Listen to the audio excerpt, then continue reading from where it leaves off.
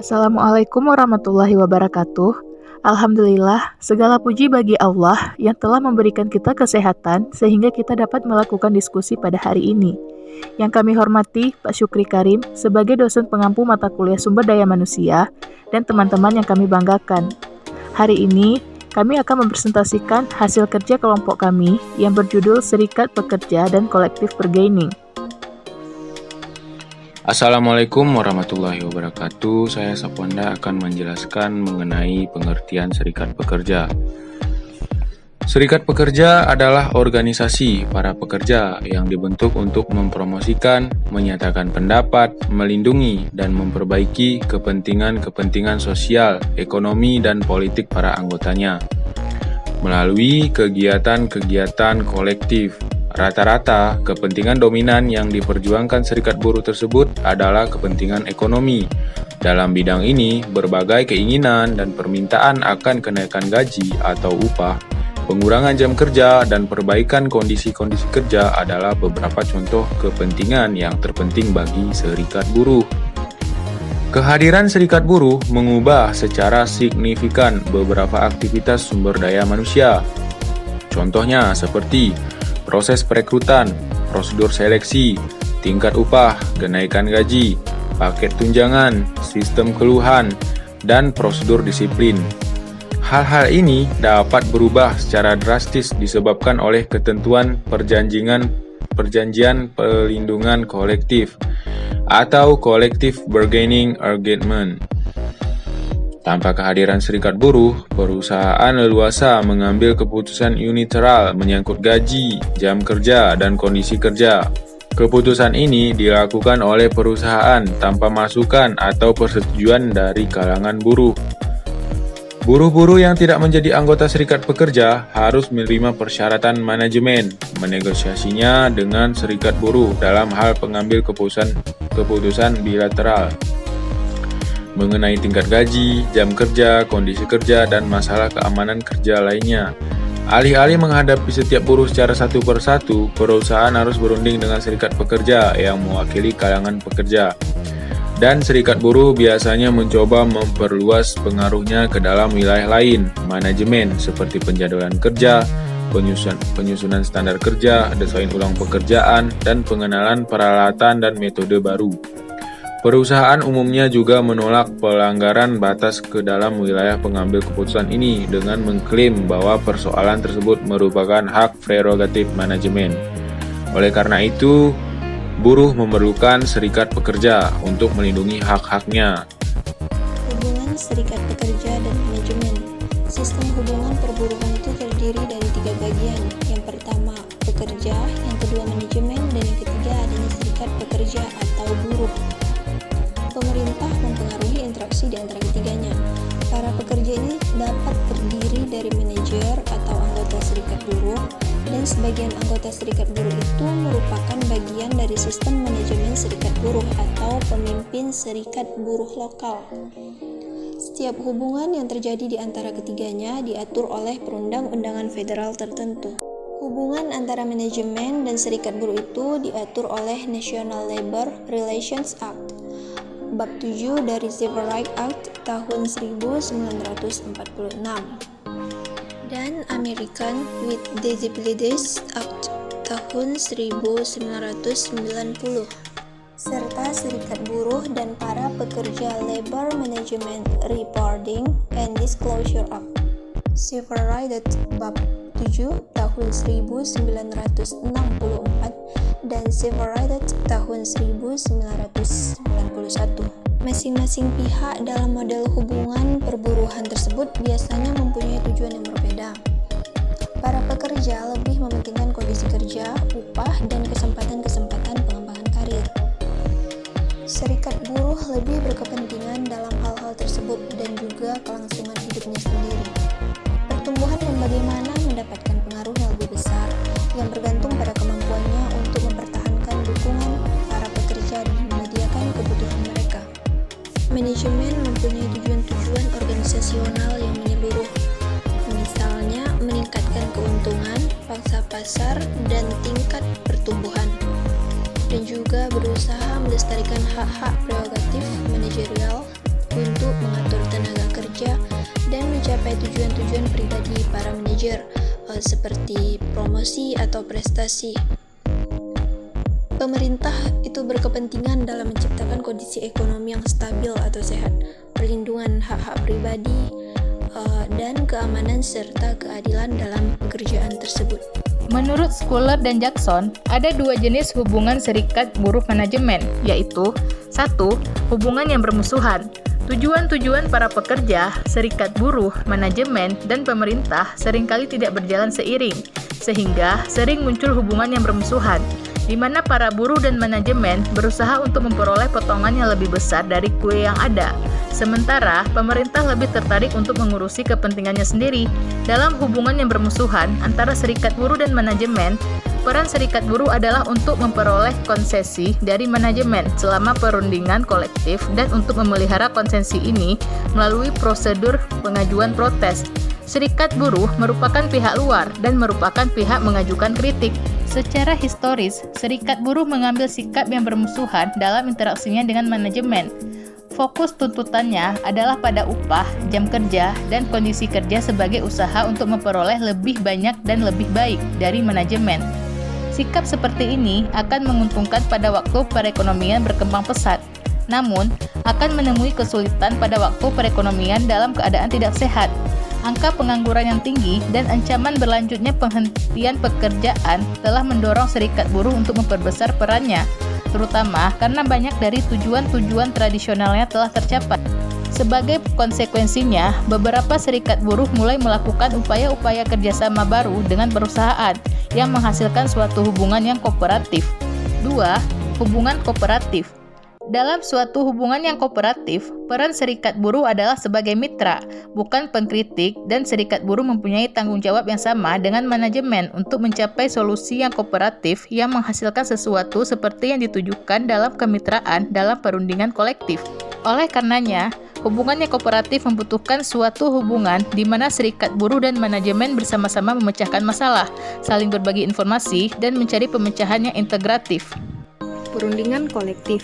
Perundingan kolektif atau collective bargaining adalah proses di mana perwakilan serikat buruh atau representatif dua kelompok bertemu dan bermaksud untuk merundingkan atau negosiasi suatu perjanjian yang mengatur hubungan-hubungan kedua pihak di waktu yang akan datang. Dalam kerangka serikat buruh dan manajemen, perundingan kolektif merupakan proses negosiasi antara pihak buruh yang diawali oleh serikat buruh dengan pihak manajemen untuk menetapkan syarat-syarat hubungan kerja. Proses ini meliputi pengakuan awal hak dan kewajiban dari serikat pekerja dan manajemen, negosiasi sebuah kontrak tertulis mengenai gaji, jam kerja, dan kondisi kerja lainnya, dan interpretasi serta penerapan kontrak selama periode waktu berlakunya proses perundingan kerja bersama mempunyai 3 fungsi utama. Yang pertama, menyusun dan merevisi peraturan kerja melalui negosiasi perjanjian atau kontrak kerja. Yang kedua, melaksanakan hasil perundingan kerjasama. Dan yang ketiga, membentuk sebuah metode penyelesaian perselisihan selama masa berlakunya kontrak. Manajemen membayar buruh-buruhnya untuk pekerjaan mereka.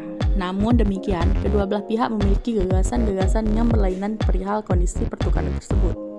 Perbedaan tersebut merupakan titik tolak negosiasi karena masing-masing pihak memiliki kebijakan mengenai bagaimana kebutuhannya akan dipenuhi. Kedua belah pihak pantas berkomunikasi guna menentukan bagaimana setiap kebutuhan dapat dipertemukan dalam batas garis kebijaksanaan kedua belah pihak. Perundingan kolektif pada dasarnya terdiri atas wakil manajemen, perusahaan, dan wakil serikat. Pekerja yang bersama-sama mencapai persetujuan yang akan diterima oleh pemilik atau pendukung mereka.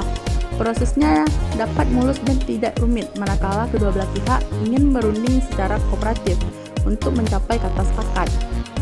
Meskipun demikian, prosesnya juga bisa menjadi sangat pelik dan memakan waktu.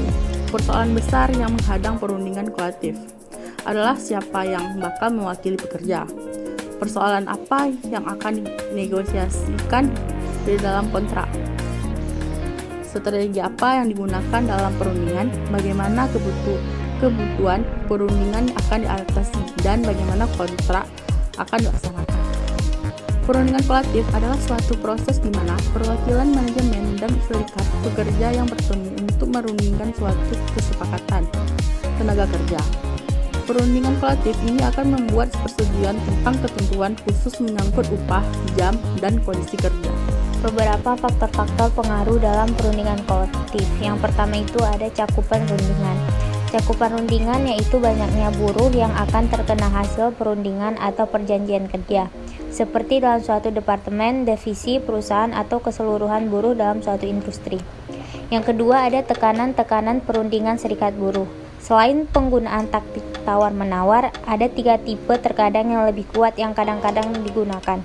Yang pertama ada pemogokan, yang kedua ada mencegah atau menghalangi buruh-buruh yang ingin masuk kerja sewaktu diadakan pemogokan, dan yang ketiga ada boikot. Yang ketiga ada peran pemerintah. Serikat buruh dan buruh sering lebih mempersilahkan intervensi pemerintah untuk menyelesaikan berbagai masalah hubungan kerja mereka. Intervensi ini paling tidak dalam bentuk segala perundang-undangan dan peraturan di bidang perburuhan. Dan yang terakhir ada kesediaan perusahaan.